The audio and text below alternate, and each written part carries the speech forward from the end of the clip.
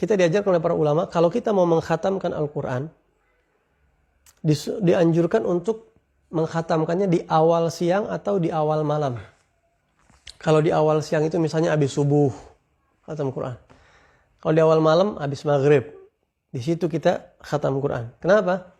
Disebutkan dalam riwayat bahwa ketika kita khatam Al-Quran, maka ada puluhan ribu malaikat yang beristighfar untuk kita yang mengkhatamkan Quran tersebut. Puluhan ribu. Dalam riwayat kalau tidak salah 60 atau 70 ribu. Malaikat itu beristighfar untuk kita sampai maghrib kalau kita khatam Qurannya siang. Tapi kalau kita khatam Qurannya malam, malaikat istighfar itu puluhan ribu malaikat itu sampai subuh.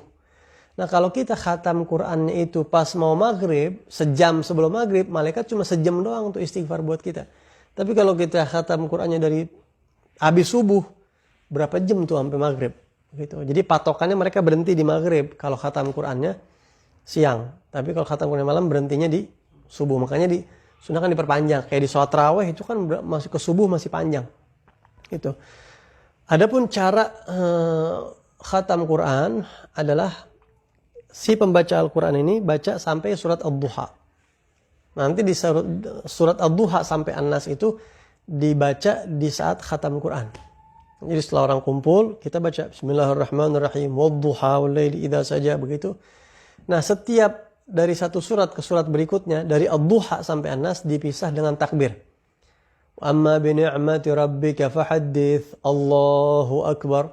Bismillahirrahmanirrahim. Alam nashrah laka sadrak wa wada'na 'anka wizrak, begitu terus sampai fa idza faraghta fansab, Allahu akbar, baru ke surat berikutnya. Jadi antara satu surat ke surat berikutnya itu dipisah dengan takbir, baik di dalam sholat ataupun di luar sholat.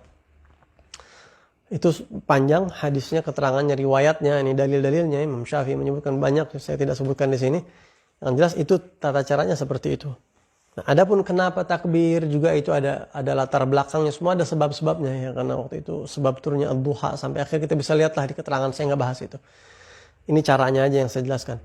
Kemudian ketika sampai di surat Al-Ikhlas, Qul huwallahu ahad, Al-Habib Abdullah bin Al-Haddad mengatakan hendaknya dibaca 4 kali. Jadi yang lain semua sekali-sekali itu, Ad-Duha, Alam Nashrah, semua sekali-sekali, begitu sampai Al-Ikhlas, Qul huwallahu ahad 4 kali. Yang satu memang jatah bacaan, yang 3 ini untuk menyempurnakan. Karena kata Rasulullah, suratul Ikhlas ta'dilu thulutsal Qur'an.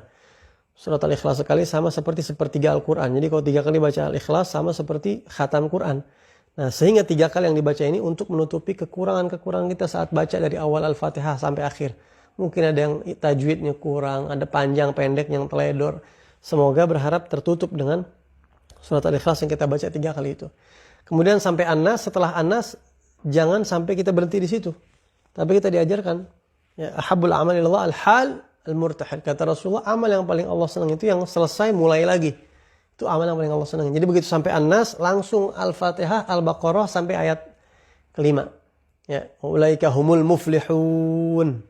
Nah, setelah itu langsung wa ilahukum ilahu wahid, ayat kursi.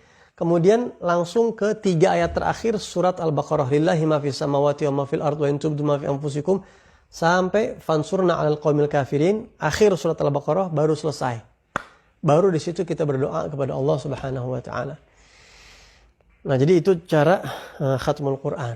Dan juga kalau kita ada rezeki sunnah bagi-bagi rezeki di situ atau dikasih makanan itu jadi barokah insyaallah.